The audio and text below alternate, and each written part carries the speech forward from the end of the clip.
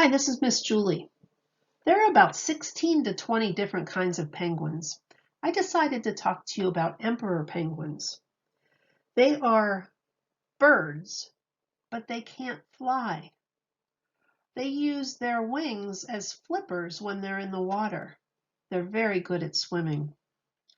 They don't walk very well.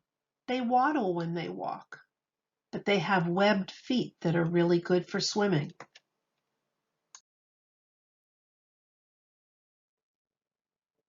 Emperor penguins live in a place called Antarctica. It's in the southern hemisphere. If you look at the picture, it's the yellow part. Looks like a pretty big place, doesn't it? Well, it's very, very cold there. It would be too cold for people to live there.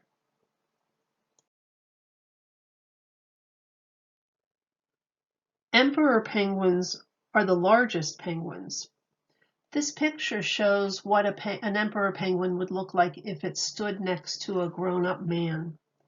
If you know any children who are about 6 years old, that's about how tall an emperor penguin is, about the height of a 6-year-old.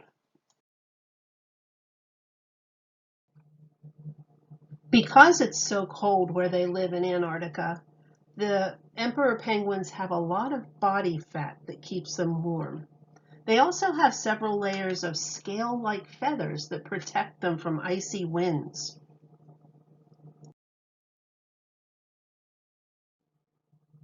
Emperor penguins have figured out another way to stay warm.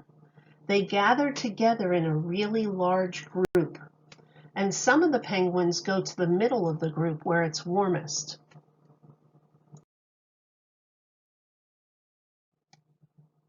After the ones in the middle have had a chance to warm up, they go back out to the outer layer and let some other penguins go to the middle to get warm. Emperor penguins really cooperate with each other to stay safe and warm and healthy.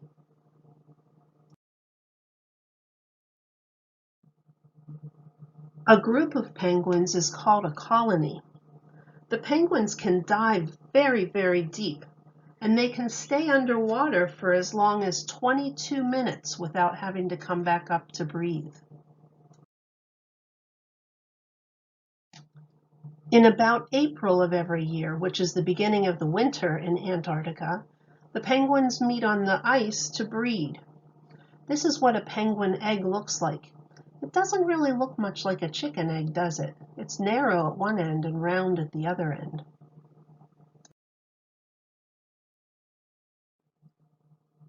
Most penguins lay 2 eggs, but the female emperor penguin only lays 1 egg. She lays her egg in June, and then she's very, very hungry. So she passes the egg to the dad, and she goes off to try to find some food. Now she goes a far, far distance, probably walking and sliding along the ice and swimming. And she likes to eat fish, squid, and krill.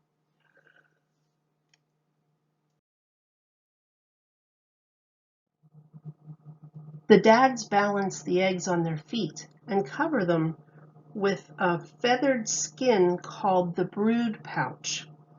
And the dads stand there for up to 65 days through wind and storms and ice, and they're so cold they don't get to go and eat. They just stay and watch that egg and keep the egg warm until the mom comes back in July.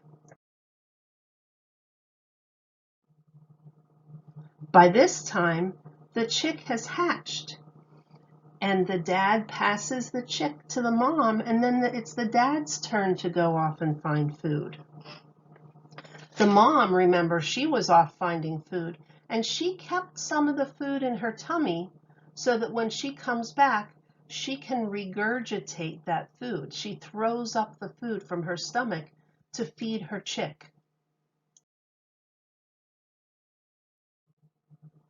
Regurgitating food from the mom to the baby is something that people would think would be kind of gross if people did that. But for penguins, it's very natural. That's how the chicks get their food. While the dads are away looking for food, the moms keep the chicks in their brood pouches.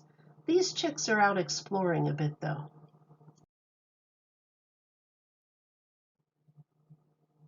As the chicks grow, the parents leave them in groups called creches while they go to the ocean to fish.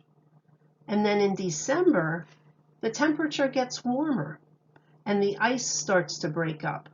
And that means the ocean comes closer to where the penguins are nesting. The chicks are now old enough to swim and fish in the ocean themselves.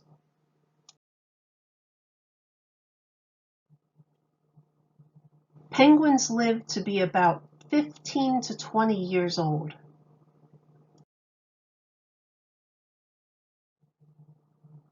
Did you learn something about emperor penguins today?